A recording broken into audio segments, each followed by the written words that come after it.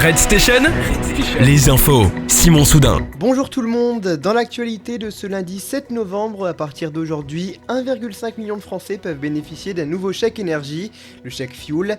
Cette aide est accessible aux foyers les plus modestes qui se chauffent au fioul et qui n'ont pas perçu de chèque pour d'autres énergies.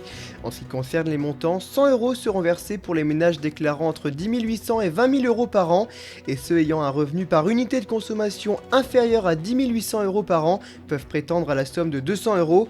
Pour pouvoir bénéficier de cette aide, il faut se rendre sur le site chèqueenergie.fr.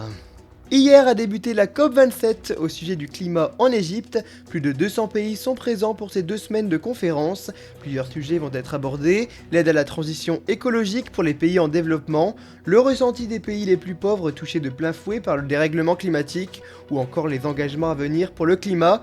L'objectif pour les pays est toujours de limiter le réchauffement climatique à plus 1,5 degré. Pour l'heure, d'après l'ONU, il n'y a aucune piste crédible pour que l'objectif soit atteint. Le président de la République, Emmanuel Macron, rencontre pour la première fois le Premier ministre britannique Rishi Sunak aujourd'hui à la COP27. Dans leur discussion, les dirigeants aborderont notamment la gestion des traversées illégales de la Manche. Ce dimanche a été marqué par une marche blanche en hommage à Justine Vérac. La jeune femme de 20 ans avait été retrouvée sans vie quelques jours après avoir disparu à la sortie d'une boîte de nuit. Pour lui rendre hommage, c'est ses amis qui ont organisé cette marche blanche à Saint-Céré dans le Lot.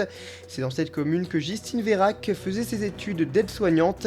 Durant l'après-midi, plus de 600 personnes ont défilé dans les rues. Dans l'actualité locale maintenant, à Limbre, des travaux vont bientôt avoir lieu. Objectif, redynamiser le centre-ville. Le conseil municipal vient d'attribuer les marchés pour ces travaux qui débuteront courant l'année 2023. 2 places vont être rénovées. Les travaux devraient durer 1 an. Dans un peu moins d'1 mois, le marché de Noël de Morbecque va revenir. Il ouvrira ses portes le premier week-end de décembre. Les visiteurs pourront découvrir une trentaine d'exposants. Vous y découvrirez des décorations, des chocolats ou même du champagne en provenance de Reims. Et plusieurs événements auront lieu comme des concerts ou encore une visite du Père Noël. Et on termine avec un mot de sport. Hier, le Sporting Club Hasbrouckois affrontait l'équipe de Saint-Amand. Le coup d'envoi a été donné à 14h30. Résultat de la rencontre, 1 but partout. Ces 2 équipes restent leaders du championnat de R1. Voilà pour l'actualité, bonne journée à tous et à la semaine prochaine.